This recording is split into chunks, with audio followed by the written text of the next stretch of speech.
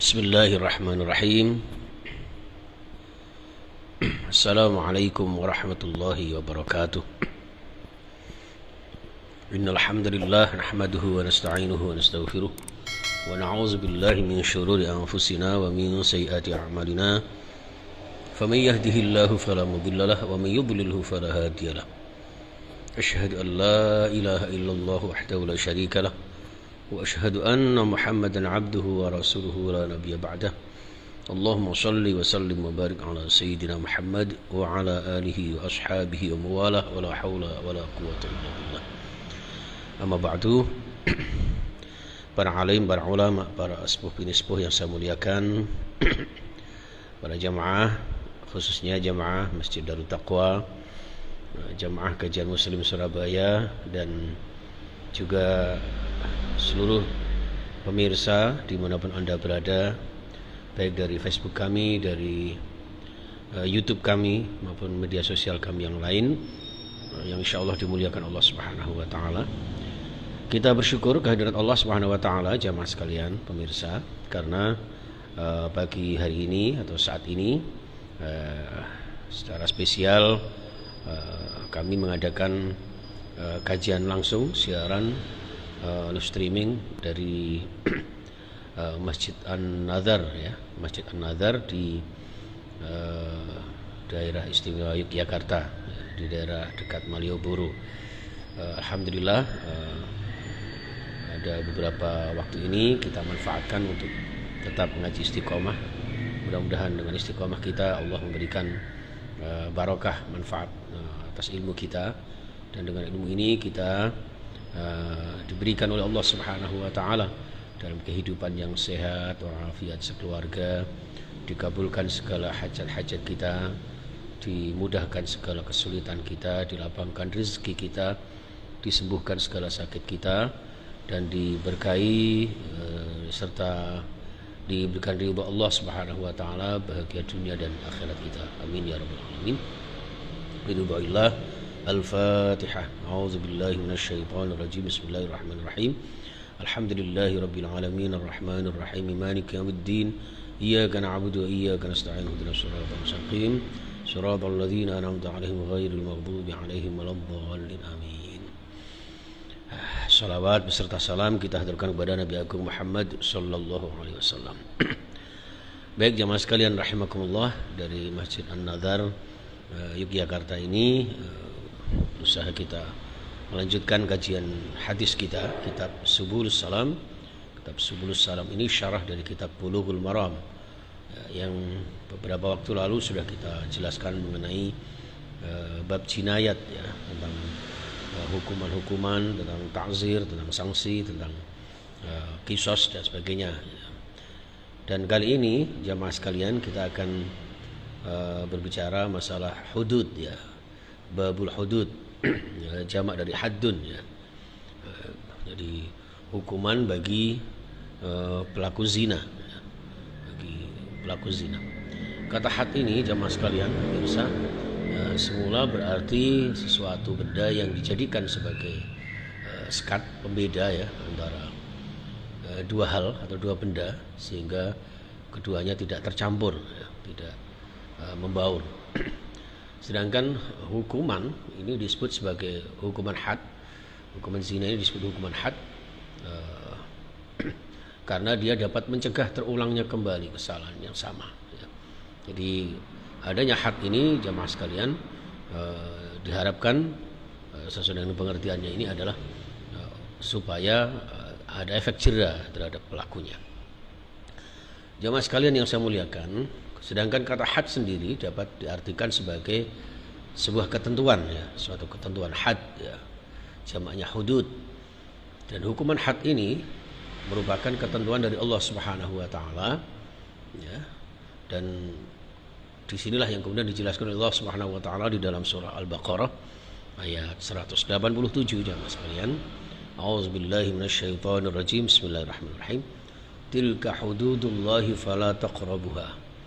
Itulah larangan Allah, ya. Itulah larangan Allah, ketentuan-ketentuan Allah sebagai bentuk larangan yang harus kita jauhi. Fala taqrabuha, maka janganlah kalian mendekatinya. Ini juga senada dengan larangan zina ya. Jadi fala taqrabuha. Ini jamaah sekalian rahimakumullah. Wala taqrabuz zina innahu kana fahishata wa maqta wa sa'a sabila ya. Jadi jangan mendekati zina, dan ini senada dengan ini larangan-larangan Allah, fala taqrabuha, jangan mendekatinya. Atau had ini juga diucapkan untuk sesuatu perbuatan tertentu jemaah sekalian ya. Seperti dalam ayat 1 di surah At-Talaq ini, wa may yata'adda hududallah faqad zalama nafsah. Barang siapa yang melanggar hukum-hukum Allah, maka sesungguhnya dia telah berbuat zalim kepada dirinya sendiri. Ini pengertian had ya, yang berdasarkan ayat-ayat Al-Quranul Karim. Sedangkan dalam hadis ya, tentang had zina ini secara panjang lebar disebutkan ya, dari Abu Hurairah, kemudian juga ada dari Ubadah bin Samit ya. Jadi dalam satu hadis disebutkan wa an Ubadah bin Samit qala Rasulullah sallallahu alaihi wasallam. Dari sahabat Ubadah bin Samit mengatakan, qala Rasulullah sallallahu alaihi wasallam, Rasulullah sallallahu alaihi wasallam bersabda, khudhu anni ya, faqad ja'ala Allahu lahunna sabila, al bikru bil bikri jaldu mi'atin wa nafyu sanatin ya, wasayyibu bisayyibi jaldu mi'atin war rajmu, rawahu Muslim. Yang artinya adalah khudhu anni, ambillah ya, hukum dariku, peganglah hukum dariku ya, sampai diulang 2 kali oleh Rasulullah SAW. Allah telah membuat jalan ya, faqad ja'alallahu lahunna sabila, Allah telah membuat jalan untuk mereka. Mereka siapa? Mereka para pezina, az-zani atau az-zani, baik pezina perempuan maupun pezina laki-laki ya, para pezina. Al-bikru bil bikri ya, jejaka yang berzina dengan gadis ya. Al-bikru bil bikri ya, jejaka yang berzina dengan gadis hukumannya 100 cambukan, dijilid 100 kali, kemudian diasingkan selama 1 tahun. Sedangkan wasayyibu bisayyibi, sedangkan duda yang berzina dengan janda hukumannya adalah 100 cambukan dan dirajam. Dalam istilah kita sehari-hari di dalam ilmu fikih ya, bagi yang masih belum nikah itu disebut dengan muhsan, ghairu muhsan ya, ghairu muhsan. Bagi yang sudah menikah disebut muhsan ya. Nah, itu untuk ghairu muhsan, bagi yang masih bujangan, masih gadis, masih jejaka, maka hukumannya dijilid 100 kali dan diasingkan. Ini berdasarkan hadis ini. Kemudian untuk yang muhsan, yang sudah menikah, baik laki-laki maupun perempuan, dijilid, dirajam ya, dijilid 100 kali dan dicambuk, maksudnya ya, dicambuk atau dijilid 100 kali dan dirajam ya, dirajam sampai mati. Masya Allah. Astagfirullah. Ya, ini hukuman bagi yang melakukan zina supaya tidak terulang lagi, supaya ada jera dari si pelakunya. Nah, tentu jamaah sekalian, dalam hal ini ada beberapa penjelasan mengenai hukum yang masih bujang atau ghairu muhsan. Yang dimaksudkan adalah secara terminologi orang yang merdeka yang belum melakukan hubungan seksual dalam sebuah pernikahan, dalam sebuah pernikahan. Itu yang disebut dengan al-bikru bil bikri ya, orang yang masih gadis, orang yang masih lajang. Nah, jamaah sekalian rahimakumullah, mestinya memang orang yang sudah berzina, tidak lagi perawan atau yang disebut dengan muhsan, itu mengikuti kebiasaan dalam mengatakannya bahwa hukum ini berlaku ketika seorang berzina dengan perawan atau janda, dan inilah yang diikuti oleh khalifah 4 ya, Imam Malik, Imam Syafi'i, Ahmad, Ishaq dan imam lain ya, dalam bentuk ijma ya, yang sering kita sebut dengan ijma'ul ulama. Jadi itu jadi mereka itu berasumsi dan berpendapat dari hadis-hadis yang beliau gali, bahwa bagi pezina yang masih gadis atau masih jejaka ya, al-bikru bil bikri itu tadi ya, atau ghairu muhsan dalam ilmu fikih, itu dicambuk sebanyak 100 kali ya. 100 kali dan juga diusir selama 1 tahun. Nah, sedangkan untuk menurut ulama Hanafiyah, Imam Hanafi dan ulama Hadawiyah itu berpendapat tidak harus diusir ya, tidak harus diusir. Pada umumnya untuk wanita tidak dibuang, terutama untuk wanita ya, tidak dibuang atau tidak diusir atau tidak diasingkan ya, sebab jika dibuang atau diasingkan kasihan nanti terlunta-lunta ya, dan justru akan menimbulkan fitnah-fitnah yang lain. Jadi jamaah sekalian ya, hebatnya Islam di situ. Jadi sekalipun had diterapkan, tapi ada unsur-unsur kemanusiaan yang tidak boleh ditinggalkan. Ini jamaah sekalian rahimakumullah, sehingga budak atau wanita ya, mungkin yang diusir hanya lakinya saja. Untuk perempuannya hanya dicambuk saja 100 kali, karena kalau diusir ya nanti akan menimbulkan masalah baru, terlunta-lunta, timbul fitnah, atau bahkan ada madarat-madarat lainnya. Ini jamaah sekalian rahimakumullah. Maka pada umumnya untuk wanita tidak dibuang ya, atau bahkan budak tadi itu ya, karena nanti di tempat pembuangan tidak ada jaminan apakah dia nanti akan menjadi orang yang baik-baik saja atau sesuatu yang timbul masalah baru di tempat pembuangan itu. Baik jamaah sekalian rahimakumullah, untuk masalah yang sudah terkait dengan orang yang sudah berkeluarga, orang yang sudah nikah ya, itu memang harus dicambuk dan dirajam ya, terutama ini menurut Imam Ali ya. Beliau menyampaikan dari sahabat Ali karramallahu wajhah itu, ketika suatu ketika ada seorang katakanlah tabi'in ya mungkin ya, atau pengikutnya atau sahabatnya Ali bin Abi Thalib ini melakukan satu perzinahan ya, itu yang bernama Syarahah ya. Itu beliau sempat mencambuk 100 kali di hari Kamis, kemudian hari Jumatnya dirajam ya. Nah, ini jamaah sekalian. Sedangkan menurut para ulama ya, terutama Imam Syafi'i, itu tidak perlu dicambuk ya, dirajam saja dirajam saja sampai mati. Inilah jamaah sekalian rahimakumullah ya. Jadi had ini intinya adalah aturan-aturan ya, ketentuan-ketentuan hukum dari Allah Subhanahu wa taala yang diterapkan secara khusus untuk orang-orang yang melakukan perzinahan ya, dalam riwayat-riwayat yang sangat kuat jamaah sekalian ya. Jadi bahkan suatu ketika Rasulullah SAW dilapori seorang ibu ya, seorang sahabiah, seorang wanita, masya Allah luar biasa. Ketika itu dia sedang melakukan perzinahan, lalu kemudian matur kepada Rasulullah SAW, ya Rasulullah, celaka ya Rasul, saya sudah melakukan satu perzinahan.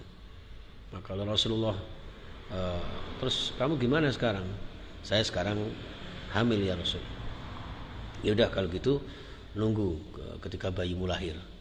Nah, ternyata jamaah sekalian, setelah bayinya lahir ya, sang sahabiah ini, seorang wanita ini datang lagi kepada Rasulullah sallallahu alaihi wasallam, sowan kepada Rasulullah sallallahu alaihi wasallam,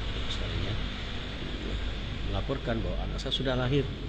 Maka saat itulah kemudian diterapkan hudud atau had ya bagi wanita tersebut, sehingga kemudian diterapkan rajam 100 kali sampai meninggal dunia. Dan Rasulullah SAW inilah salah satu bagian cara untuk efek jera terhadap bagi pelaku-pelaku zina. Nah jamaah sekalian rahimakumullah, tentu di dalam melakukan hukum ini ya ya ada syarat-syarat yang harus dipenuhi ya jamaah sekalian ya. Mungkin harus ada saksi ya, harus ada pengakuan secara terpercaya misalnya ya. Jadi tidak ujuk-ujuk dicambuk atau dirajam ya, tidak juga. Maka ini termasuk dosa besar jamaah sekalian ya, dosa besar. Nah, harusnya setelah tahu hukum seperti ini maka tentram ini ya. Jadi hukum Islam itu menenteramkan, mendamaikan, menyelamatkan ya. Termasuk juga hukum tentang hukum potong tangan misalnya as-sariq was-sariqatu faqta'u aydiyahuma jazaa'an bima kasaba dan sebagainya itu. Dan seterusnya itu ya. Jadi pencuri dipotong tangannya itu hukum yang kemudian membuat masyarakat ini indah ya, damai dan aman nyaman begitu. Ya, kita saksikan aja di tanah suci Makkah Madinah itu ya, betapa amannya ketika pedagang-pedagang yang saat azan berkumandang lalu dagangannya begitu saja ditinggalkan, hanya dikasih selembar kain misalnya ya, subhanallah. Dan di sana tidak terjadi adanya penjualan itu jamaah sekalian. Maka Allah Subhanahu wa taala memberikan aturan-aturan ini tentu demi kebaikan dan kemaslahatan umat manusia. Maka al-Islam as-salamah ya, memberikan keselamatan dunia dan akhirat kita.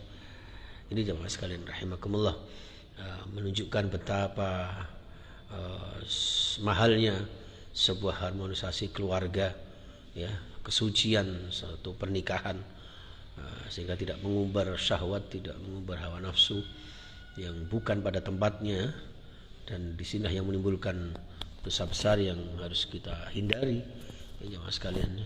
Jadi sehingga kita tidak innahu kana fahishatan wa maqta, tidak mendekati perbuatan zina yang merupakan hal yang sangat kotor, sangat keji ya, dan menimbulkan murka Allah Subhanahu wa taala.